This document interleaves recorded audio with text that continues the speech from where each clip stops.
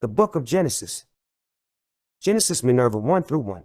The inception of the Holy Progenitress as the universally necessitated being of all creation, an incessental form of Numina giving birth to the celestial child, the infant cosmos that is formed through the inception of the Holy Parturion as the first exertion before the conceptualization of space and time. Genesis Minerva 1-2. The divine scream was the first wave of sound within the Éxopótsý, a metaphysical paradoxical space outside of space and time, beyond the cogitation of the infant cosmos. The divine scream in the Éxopótsý is a soundless form that is echoed only through the body of the Holy Progenitress as matter has yet to exist. Genesis Minerva 1-3. Thou shalt hold the prerequisite of all that is in all that ever will be. The infant cosmos ought to retroactively bring about the anculmination of the Holy Progenitress and the Éxopótsý to the first amalgamation. Genesis Minerva 2-1.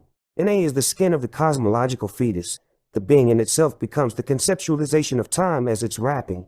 As its transparent inane skin, it becomes the mold for octo, plasma energy of the first matter stuffing within the cosmological fetus. The universe is created as a result of octogamous inane 8 filling the 9. Genesis Minerva 2-2. The preordained goal of the celestial child is to bring itself to the Krambaros Doka, into the Imperiosaurs, experience of life itself through the eyes, ears, and the skin of its being. Krambaros Doka in itself necessitates the concept of a multi-spirited being accumulating itself into a single ontological being. Genesis Minerva 2-3. Na Octo Doka is the foundation and the fountainhead of identity, personality, and Octo's uniqueness. The celestial child's first Octos is discomfort of confusion. Its existence in itself becomes a life after the first amalgamation, excised from the Éxopótsý and its creator as the condition of all living creatures that question the precedent before their creation. Genesis Minerva 2-4. As the Doka is reached, the universal mitosis takes its course as the embodiment of new transpiring life.